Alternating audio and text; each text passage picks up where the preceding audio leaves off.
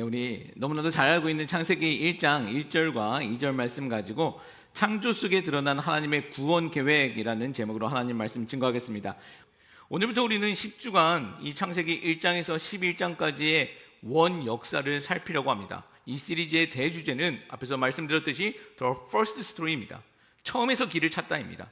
처음 인간과 처음 세상은 얼마나 완벽했는지, 그러나 무엇 때문에 그 완벽한 세상과 우리 인간들은 고생을 하고 있는지, 그리고 하나님은 그 망가진 세상을 향해 어떤 계획을 갖고 계시는지, 그 거대한 하나님의 이야기, 그 구원의 이야기를 함께 찾아가 볼 것입니다. 그 첫 번째 시간인 오늘 우리는 창조의 첫 장면에서 우리와 이 세상을 향한 단지 물리적이고 우주적인 창조만이 아닌 그 창조 속에 숨겨져 있는 하나님의 놀라운 계획까지 살펴보려고 합니다. 세상이 생겨나기 전 그 칠흑과 같은 어둠과 질서 없는 혼돈이 가득했었던 그곳에 하나님은요, 자신의 뜻대로 셋업을 하기 시작하셨죠. 우리는 이것을 다른 말로 창조라고 하는 것입니다. 세상을 창조하신 하나님, 그 창조의 하나님께서 오늘 이 시간 우리를 만져주시길 소망합니다. 오늘 이 예배를 통해 우리의 삶을 새롭게 창조하시고 셋업하시는 창조주 하나님의 음성이 들려지길 소망하고, 여전히 우리를 자신의 뜻대로 빚어가시는 그 하나님의 손길을 경험하는 시간 되시기를 예수 그리스도의 이름으로 축복합니다. 아멘. 두 가지 살펴보겠습니다. 창조를 선포하셨다라는 것입니다. 첫 번째는 창조를 선포하셨다. 먼저 성경에 대해 좀 질문을 드려볼게요. 여러분, 성경이 쉽게 읽혀집니까? 아니면 어렵게 느껴지십니까? 어떤 때는 너무나도 재미있고 너무나도 쉽고 또 은혜도 있지만, 또 어떤 때는 도대체 무슨 말인지 모를 때가 있습니다. 그 내용이 어렵게만 느껴질 때도 있죠. 이것이 솔직한 우리의 대답일 것입니다. 어떤 때는 쉽고 어떤 때는 어렵다. 성경은요, 1600여 년 동안 40여 명의 인간 저자들에 의해 기록된 책입니다. 여러분 생각해 보십시오. 1600여 년 동안 쓰여진 책입니다. 우리가 현대사 50년, 100년 사이의 다큐멘터리를 보아도 그 내용이 엄청나지 않습니까? 하물며 1600여 년 동안 쓰여진 성경, 당연히 그 내용과 스토리가 방대하고 깊을 수밖에 없는 것이죠. 또한 성경이 어려운 것은요, 성경이 쓰여진 주 무대가 우리와는 너무나도 다르기 때문입니다. 앞서 말씀드린 것처럼 시간 차이가 존재합니다. 성경이 기록된 시간과 오늘 2026년을 살아가고 있는 우리에게는요, 짧게는 2000년이라는 시간이 있고요, 길게는 3500년이라는 긴 시간 차이가 존재합니다. 어려울 수밖에 없겠죠. 또 성경의 주 무대인 이스라엘과 또 지리적인 차이가 있는 것입니다. 중동과 한국, 그리고 중동과 이 미국이라는 지리적 차이가 있죠. 또 유대인이라고 불리우는 이스라엘인들과 우리는요, 인종도 다르고 언어도 다릅니다. 당연히 문화도 다릅니다. 이런 차이들이 있기 때문에 당연히 성경을 읽다 보면 어려운 부분들이 존재할 수밖에 없습니다. 전문적으로 신학을 공부한 사람들에게도 어려운 부분이 있습니다. 그러기에 오해가 없이 성경을 읽으시기 위해서는 당시 언어나 문화, 그리고 지리에 대한 그런 배경에 대한 도움을 좀 받으실 필요가 있죠. 그것들을 이제 목회자들이 설교나 성경 공부를 통해서 돕는 것입니다. 가끔씩 성경을 가지고 지리산 같은 데 올라가서 백도하고 내려왔다라는 분들이 있습니다. 혼자서 독학 열심히 하고 내려와서 나 다 깨달았다라고 말씀하시는 분들이 있죠. 그러면서 다른 거 필요 없고 내 말만 들어라. 어떤 이단 목사가 그런 말을 하더라고요. 자기가 요한계시록을 20분 만에 깨뜨렸다라고 얘기를 하더라고요. 굉장히 신령한 것처럼 포장한 것지만 여러분, 그런 것은 영적인 거 아닙니다. 굉장한 교만이고 어리석은 것이고 잘못된 것이고 그리고 악한 것입니다. 대부분의 이단들의 시작점은 이런 부분에서 시작되어집니다. 이런 태도는요, 굉장히 조심해야 할 부분입니다. 우리는요, 하나님의 말씀 앞에서 어떤 그 무엇보다도 그 앞에서 겸손해져야 하는 것이고요, 필요한 부분에서는 분명한 도움을 받아야 하는 것이죠. 그래야 오해 없이 성경도 우리가 읽어나갈 수 있는 것입니다. 그런데 그럼에도 불구하고 확실한 것은 하나님은 성경을 통해 하나님 자신을 계시해 주셨고 우리에게 자신을 보여주셨고 자신의 구원 계획을 알려주셨다라는 것이죠. 여러분, 다른 거 없습니다. 오로지 하나님은요, 성경을 통해서만 하나님 자신을 보여주시고 하나님의 구원 계획을 우리에게 알려주신 것입니다. 하나님의 마음과 그 뜻을 우리에게 가르쳐 주시고 있는 것이죠. 여러분, 하나님은요, 성경을 통해 너희 지식을 쌓아봐라, 성경을 통해 너희 호기심을 채워봐라, 이런 의미로 우리에게 성경을 주신 것이 아닙니다. 우리에게 성경을 주신 하나님의 마음은요, 성경을 통해 너희를 향한 내 마음을 좀 알아달라는 것입니다. 그래서 너희가 좀 내 백성이 되고 내 자녀가 되어서 나와 함께 영원히 함께 살자꾸나, 이렇게 원하시고 계시다라는 것이죠. 이것이 우리에게 성경을 주신 목적이 되는 것입니다. 쉽게 말하면 성경은요, 단지 이스라엘의 역사책도 아니고, 성경은 우리의 호기심을 채워주는 과학책도 아닙니다. 또 어떤 누구를 존경해야 하는 그런 위인전의 목적을 갖고 있는 것도 아닙니다. 성경은 히스토리, 하나님의 구원 이야기입니다. 범죄한 인간들을 향한 혼돈스럽고 공허하며 어둠 속에 놓여있는 인간들을 향한 하나님의 구원 이야기가 바로 우리가 가지고 있는 성경이라는 것이죠. 그러기에 우리는 이 성경을 읽을 때 하나님의 이야기다, 하나님이 주인공이다라는 이 사실을 잊지 않고 붙들고 읽으셔야 된다는 것이죠. 그렇게 읽으셔야 성경이 오해가 없는 것입니다. 오늘 창세기 1장 1절 말씀은 이렇게 선언하고 있죠. 태초에 하나님이 천지를 창조하시느니라. 성경이 첫 시작입니다. 성경은요, 과학적 설명을 우리에게 이해시키고 있는 것이 아닙니다. 설명을 하고 있는 것이 아니죠. 성경의 첫 시작은요, 그냥 하나님이 창조하셨다라고 선포하고 계십니다. 자, 여러분, 여기서 한번 생각해 보십시오. 지금 이 1장 1절 유명한 말씀이죠. 여기는 주요한 단어가 4개가 등장하고 있습니다. 태초가 등장하고 있고, 하나님, 그리고 천지와 또 창조가 등장하고 있습니다. 여러분, 여기서 이 주요 단어 4개, 여기서 우리가 하나라도 좀 이해할 수 있는 단어가 있습니까? 하나라도 이해할 수 있는 단어가 있나요? 태초라는 그 상태는 어떤 상태를 말하는 것일까요? 시간 이전입니다. 우리는 시간의 통제를 받고 시간 안에 사는 존재들이잖아요. 근데 시간 밖의 상태를 이야기하고 있습니다. 그것을 성경은 태초라고 이야기하고 있는 것이죠. 하나님은요, 시간과 공간도 만드신 것입니다. 그리고 하나님이라는 단어는 우리가 이해할 수 있습니까? 신이라는 단어, 얼마나 많은 철학자들이 신에 대해서 고민했습니까? 그런데 그들이 신에 대해서 규명을 할 수 있습니까?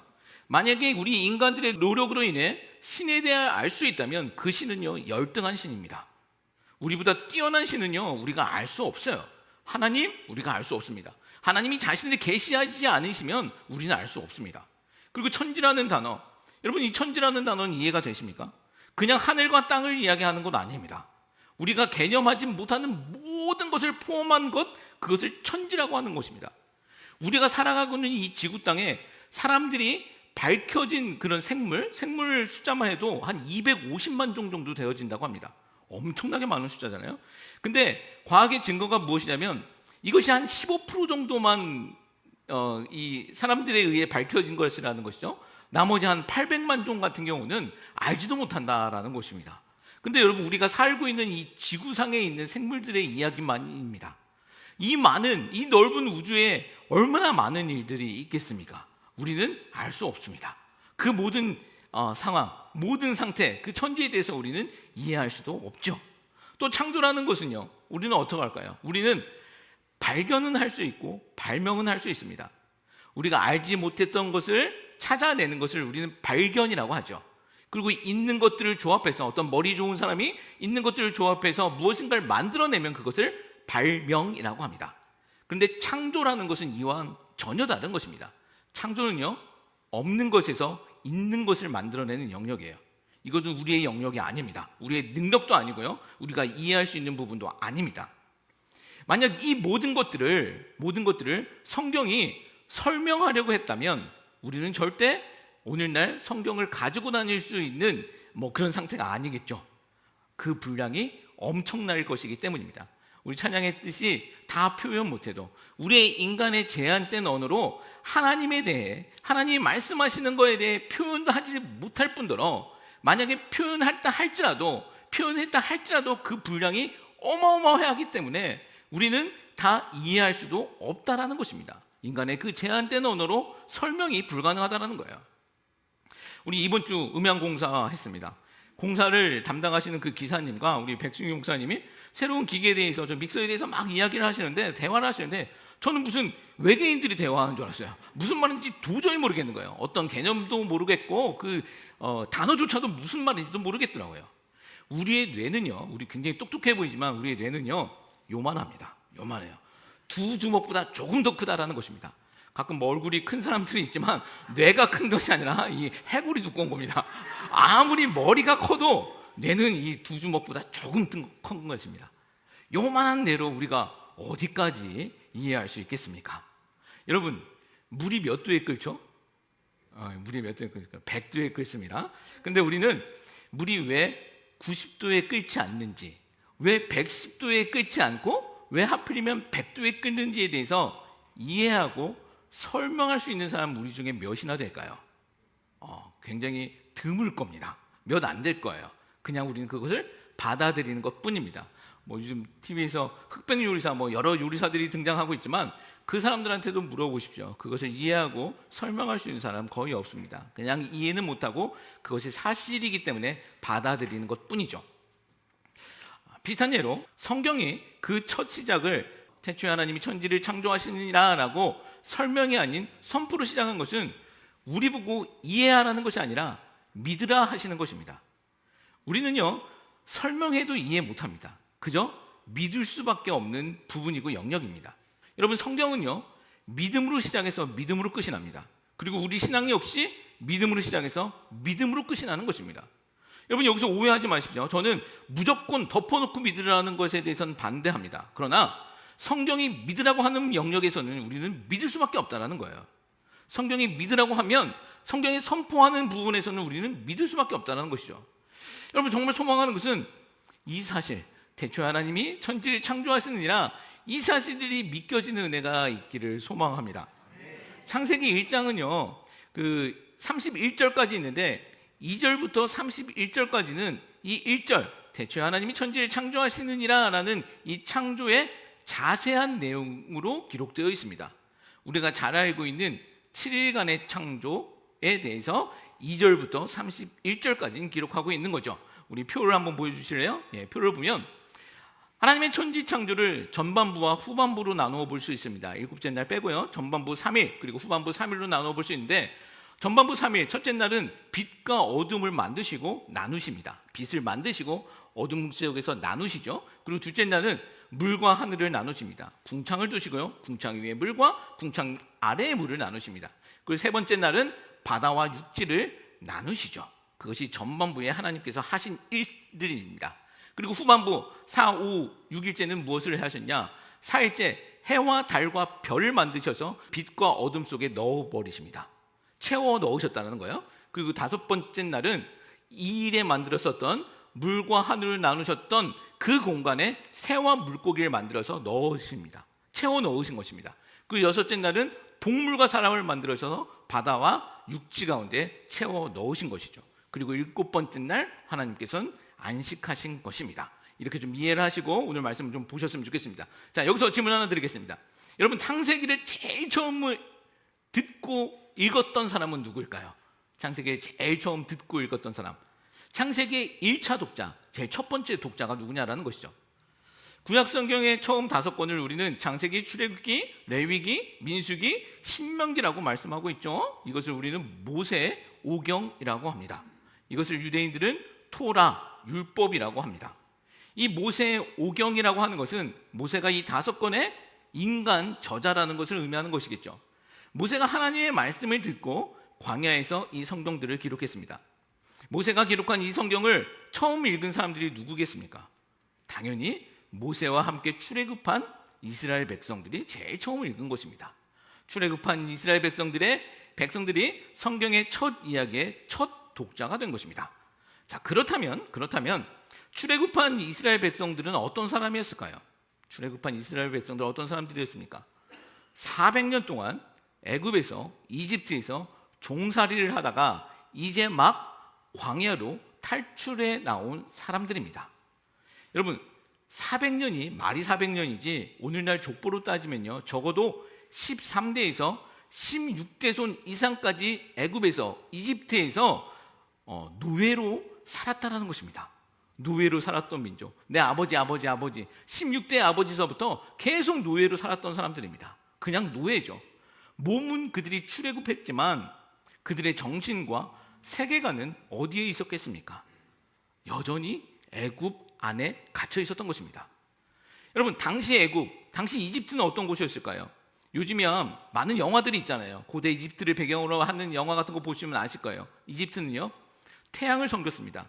태양을 라라는 신으로 여기고 그 태양을 섬겼습니다. 그래서 파라오 그 왕은요 태양의 아들이라고 불렸고 그 아들 역시 신이 되었습니다. 또 그들이 신성시하고 있는 것이 있었죠. 나일강이 있었죠. 이 나일강을 그들은 또 신으로 섬겼습니다. 많은 신들을 믿고 있었는데 나일강도 신이었습니다. 심지어 그 나일강에 살고 있는 개구리까지도 그들은 신으로 섬겼습니다. 또 하늘의 달과 별, 그것 모든 것, 태양과 달과 별 모든 것들을 신으로 섬기며 살았죠. 그래서 출애굽 사건 때 모세의 10가지 재앙 사건이 있지 않습니까? 이 재앙 사건은요 그냥 재앙이 아닙니다. 이집트가 잘 생각해 보시면 이집트가 섬겼던 신들을 그 우상들을 하나님의 이름으로 무력화시키는 사건이 이 10가지 재앙 사건이죠. 고대 이집트인들에게 자연은요 인간이 섬겨야 하는 두려운 신들이었습니다. 이 천지는요 사람들이 섬겨야 할 신들이었다는 것이죠. 자, 그런 땅에서 400년 동안 노예로 살던 이스라엘 백성들, 그들 역시 그런 세계관 속에서 잘못된 그 우상관에서 살고 있었습니다. 그래서 무슨 일만 생기면 여러 신들이 지켜주는 그 애굽으로 돌아가려고 했었고 또 애굽의 도움을 받으려고 했죠. 그것이 구약 성경 내내 이스라엘 백성들의 모습입니다. 비록 몸은 출애굽했지만 그들의 정신을 지배하는 것은 여전히 애굽이라는 세상의 가치관이었다라는 것이죠. 그런 그들에게 하나님이 말씀하시는 거예요. 태초에 하나님이 천지를 창조하셨느니라. 천지와 세상을 신으로 믿고 있는 그들에게 말씀하시는 것이죠. 모세를 통해 이렇게 선포하시는 거예요. 태초에 하나님이 천지를 창조하시니라. 이 한 문장은요 당시 그 1차 독자인 이스라엘 백성들에게는요 엄청난 선포가 됩니다. 우리야 뭐 하도 읽고 듣고 많이 배웠으니 사실 별 감동이 없지만 이 선포를 처음 듣는 이스라엘 백성들에게 이 선포는요 엄청난 충격으로 다가오는 것입니다. 태초에 하나님이 천지를 창조하시니라. 이 짧은 한 문장은요 애굽의 가짜, 그 모든 가짜 신들 그리고 세상의 모든 우상들을 무너뜨리는 강력한 하나님의 선전포고가 되었습니다. 그리고 하나님이 이렇게 말씀하시는 거예요. 너희가 신으로 섬겼었던 저 태양과 저 달은 내가 만든 등불에 불과하다는 거예요. 우리 읽진 않았지만 1장 16절 말씀 보면 하나님은요 태양과 달을 만드시고 무엇이라고 말씀하시냐면 광명체라고 말씀하세요. 저거 신 아니야. 너희들이 믿고 섬기고 있었던 저 태양, 달 신 아니야. 내가 그냥 만든 등불에 불과해 라고 말씀하고 있는 거예요. 너희가 두려워하고 있었던 저 자연과 짐승들은 너희가 섬겨야 할 그런 신들이 아니라 내가 너희를 위해 만들어준, 내가 너희를 위해 정성껏 마련해준 선물에 불과해 라고 말씀해 주시고 있는 것이죠. 여러분 이 선언은요 단순히 세상이 시작되었다라는 정보가 아닙니다. 이것은 이스라엘이 지금까지 믿어온 모든 두려움을 한순간 박살내는 자유의 선언이 된 것입니다. 잘못된 우상들에 대한 선전포고가 됐다는 것이죠. 하나님은요 이스라엘에게 말씀하시는 것입니다. 너희는 더 이상 세상 권세와 세상에 휘둘리는 노예가 아니라는 거예요. 너희를 이끌어낸 내가 그 세상을 창조했고 내가 이 세상의 주인이며 너희는 이 모든 것을 다스리는 창조주 나의 백성이며 내 자녀다라고 말씀해 주고 계시다라는 것입니다. 이것은요 하나님이 노예 근성에서 벗어나지 못하는 이스라엘에게 주시는 자유 선언문이 되는 것입니다. 얼마나 큰 충격이었을까요? 이 천지를 섬기며 세상을 신으로 섬기고 있었던 그들에게 이 세상은 하나님이 만든 피조물에 불과하다라는 것이죠. 그리고 그 하나님은 너희 하나님이 된다는 것입니다. 자, 그렇다면 1장 1절 이 말씀이 오늘날 미국 땅에서 살아가고 있는 우리에게는 어떤 의미가 되는 것일까요? 우리 중에는요 더 이상 일월성신, 해달별, 자연을 신으로 믿고 사는 사람은 없을 것입니다. 이집트 사람들처럼 또 그 안에 살았었던 이스라엘 백성들처럼 그런 세계관 속에서 갇혀 사는 사람들은 없을 것입니다. 그런데요 돈이 신이 되고 물질이 신이 되고 성공이 우상이 되고 환경과 뉴스 한 줄에 우리 인생이 흔들릴 땐 참으로 많습니다. 일월 성신을 믿고 살지는 않지만 다른 것들을 신으로, 다른 것들을 우상으로 섬기며 살아갈 때가 참으로 많다는 것이죠. 마치 애굽의 우상들 앞에서 벌벌 떨던 이스라엘처럼 말입니다. 여러분 이게 우리의 솔직한 모습입니다. 그러나 성경은요 오늘 우리에게도 이스라엘 백성들에게 하셨던 것처럼 동일하게 선포하고 있습니다. 태초에 하나님이 천지를 창조하시느니라. 이 말씀은 하나님이 세상의 주인이시다라는 것이죠. 여러분, 태초라는 건 무엇입니까? 우리는 시간 안에 존재하고 있지만 시간 밖에 하나님에 대해서 말씀하고 있는 거예요. 영원에 대해서 말씀하고 있는 것입니다. 그리고 우리는 우리 눈에 보이는 거 세상이잖아요. 세상이 어떻게 흔들리는 거에 따라 우리의 마음도 흔들리고 우리의 생각도 흔들립니다. 근데 하나님께서 말씀하시는 거예요. 그 세상 내가 만들었다는 것입니다. 내가 그 세상의 왕이고 내가 그 세상의 통치자라는 것이죠. 그러므로 너희들은 그 세상을 두려워하지 말고 세상에 통제받지 말라는 것입니다. 내가 이 모든 것의 주인이며 내가 너희를 이끄는 왕이며 너희는 내가 책임지는 내 백성이라는 것이죠. 내가 너의 아버지 되신다라고 말씀하고 있는 것입니다. 여러분, 이것이 바로 창조 이야기가 우리에게 주는 첫 번째 복음이 되는 것입니다. 하나님이 천지를 창조하셨고 그 천지를 창조하신 하나님이 나의 왕이시며 나의 아버지 되신다라는 것이죠. 여러분, 다시 한번 소망합니다. 태초에 하나님이 천지를 창조하셨습니다. 천지를 지으신 하나님이 우리 하나님이시라는 이 사실이 믿겨지는 은혜가 있기를 예수님의 이름으로 축복합니다. 그리고 혹 우리 안에 우리의 삶 안에 잘못된 우상들이 있다면 제거되어지는 은혜가 있기를 예수 그리스도의 이름으로 축복합니다. 자, 두 번째입니다. 하나님의 구원 계획을 선포하시다. 우리 창세기 1장 말씀에서 중요한 부분이요. 하나님의 구원 계획을 우리는 읽어내야 합니다. 오늘 우리는요, 세상의 첫 시작인 하나님의 창조 이야기를 살펴보고 있습니다. 2절에서 우리 5절까지의 말씀을 같이 한번 읽어보겠습니다. 땅이 혼돈하고 공허하며 흑암이 깊음 위에 있고 하나님의 영은 수면 위에 운행하시니라. 하나님이 이르시되 빛이 있으라 하시니 빛이 있었고 빛이 하나님 보시기에 좋았더라. 하나님이 빛과 어둠을 나누사 하나님이 빛을 낮이라 부르시고 어둠을 밤이라 부르시니라. 저녁이 되고 아침이 되니 이는 첫째 날이니라. 아멘. 자, 3절 말씀 보면 하나님께서 빛이 있으라라고 말씀하셨죠. 근데 그렇게 말씀하시기 전 이 땅의 상태는 어떤 상태라고 말씀하고 있습니까? 2절 말씀 보면 성경은요, 세 단어로 이 땅의 상태를 이야기하고 있는데 혼돈, 그리고 공허, 그리고 흑암입니다. 혼돈이라는 것은 질서가 없다라는 겁니다. 그리고 공허라는 것은 텅 비었다라는 것. 그래서 흑암, 보이지 아니함만이 있다라는 것입니다. 이때 하나님은 빛을 창조하시고 그 빛을 보시며 좋았다라고 말씀하시면서 빛과 어둠을 나누십니다. 어둠 속에서 빛을 구별하여 거룩하게 하셨다는 거예요. 자, 그림 다시 한번 보여주실래요? 우리 표 그림 보시면, 전반부 상태, 나누었다는 것, 구별했다는 것은 성경의 다른 언어로 어떤 표현을 쓰냐면 거룩이에요. 거룩이라는 건 말씀드렸잖아요. 할렐루야, 이게 거룩 아닙니다. 구별되어지는 게 거룩이에요. 나누는 것이 거룩입니다. 하나님은 전반부 사역을 거룩으로 채우십니다. 그리고 후반부 사역에서는 어떤 일들을 하십니까? 충만이에요. 하나님의 피조물들을 그 안에 채워 넣으시는 충만으로 그것을 채워 넣으십니다. 이렇게 하나님께서는요, 혼돈과 공허, 흑암에 있는 상태를 하나님이 보시기에 좋은 선한 상태로 거룩과 충만이라는 하나님의 속성을 창조 세계에 넣어버리신 것이죠. 질서가 없는 곳에 질서라는 틀을 만드시고 그 틀 안에 자신의 피조물을 채워 넣으심으로 거룩과 충만이라는 창조를 완성하시는 것입니다. 자신의 뜻대로 셋업하고 계셨다라는 것이죠. 이것은 분명한 역사적 사건이고 우주적 사건이 되어집니다. 근데 여기서 우리는 이 창조에 대해서 조금 더 생각해 볼 것인데요. 예수님은 이런 말씀을 하세요. 우리 배우셨던 말씀입니다. 요한복음 5장 우리 39절 말씀입니다. 너희가 성경에서 영생을 얻는 줄 생각하고 성경을 연구하거니와 이 성경이 곧 내게 대하여 증언하는 것이니라. 아멘. 자, 예수님께서 친히 하신 말씀입니다. 성경이 누구에 대해서 증언한다고 말씀하고 있죠? 나, 예수님입니다. 여기서 예수님이 말씀하신 성경이라고 하는 것은 구약 성경입니다. 구약 성경 중에서 특별히 모세오경, 이 창세기를 포함하고 있는 모세오경, 토라를 의미합니다.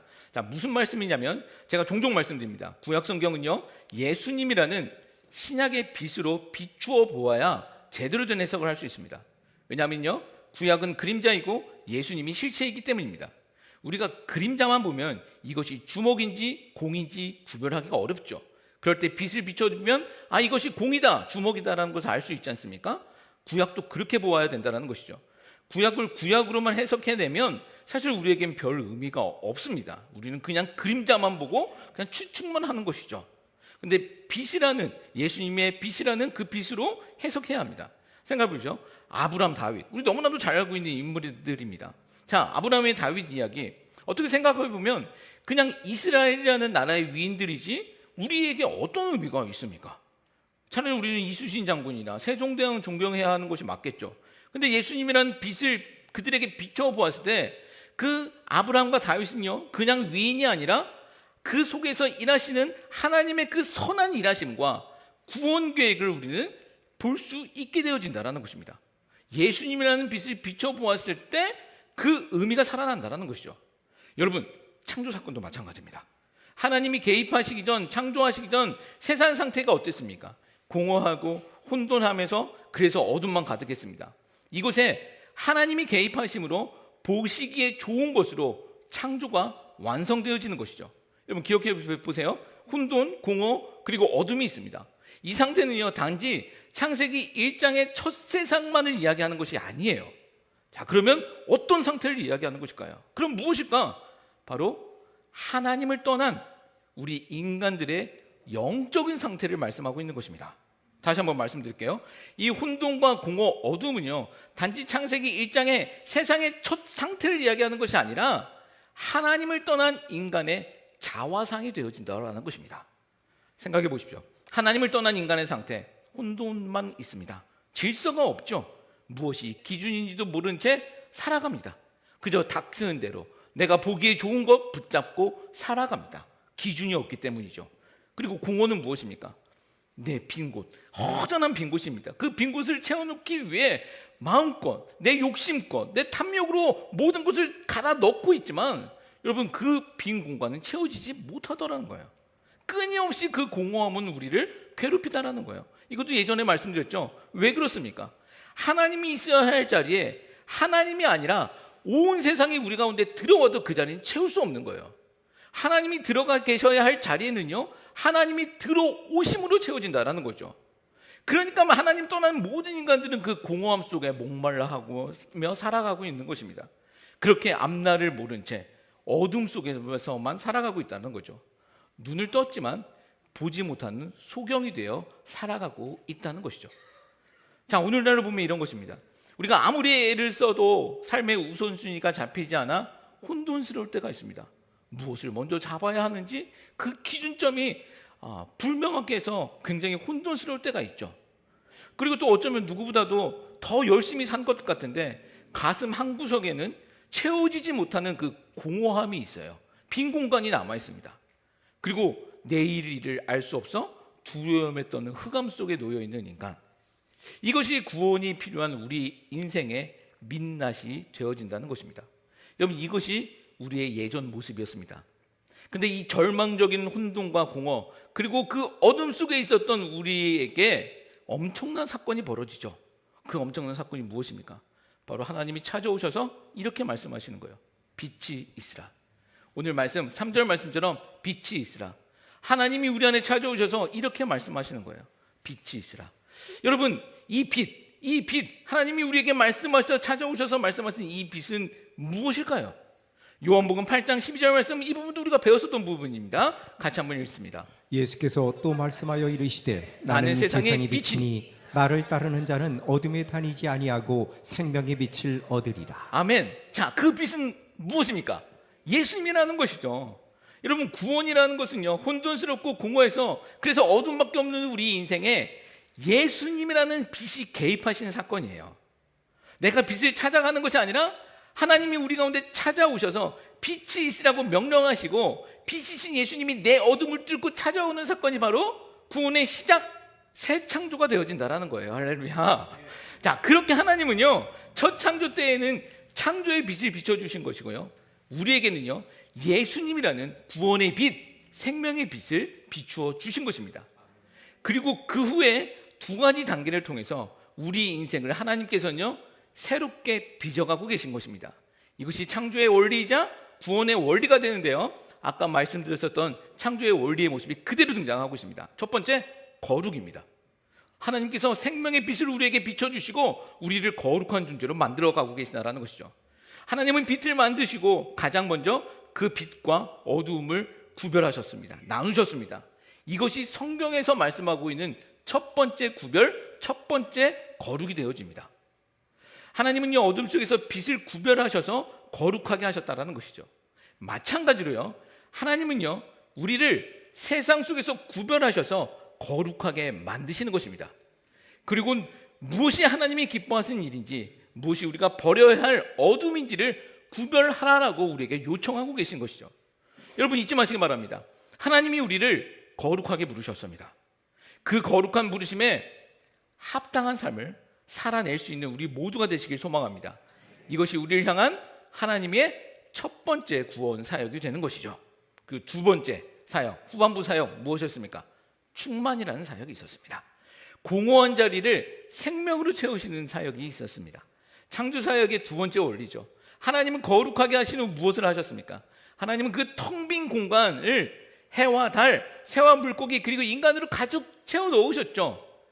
우리는요, 흔히 구원을 또는 성화를 죄를 짓지 아니하는 것, 우리 안에 있는 것을 비우는 것으로 생각하곤 합니다. 또 그렇게 가르쳐 주시는 분들이 있지만 사실 이런 것은요, 불교의 구원관입니다. 우리 기독교의 참된 구원관 아니에요. 성경이 증거하고 있는 진정한 구원의 완성은요, 충만이에요. 비우는 것이 아니라 충만, 가득 채움입니다. 예수로 충만하고 성령으로 충만해야 하는 이유가 바로 이 창조 사역에 나타난 구원의 원리이기 때문입니다. 우리 충만이라는 단어 너무나도 많이 들으셨잖아요. 성령 충만 놓고 기도하시는 분들 많잖아요. 예수 충만이라고 기도하시는 분들 많잖아요. 왜 우리가 충만을 사모해야 하냐? 이것이 구원의 두 번째 원리이기 때문입니다.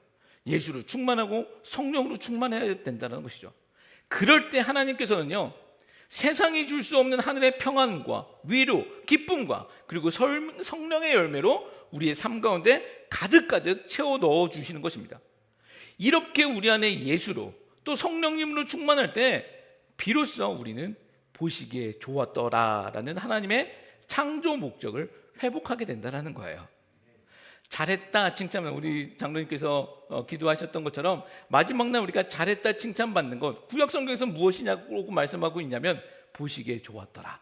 내가 보았더니 너 참 좋았다 라는 칭찬을 받아야 된다는 것이죠. 말씀 정리하겠습니다. 오늘 말씀의 제목, 창조 속에 드러나는 하나님의 구원 계획입니다.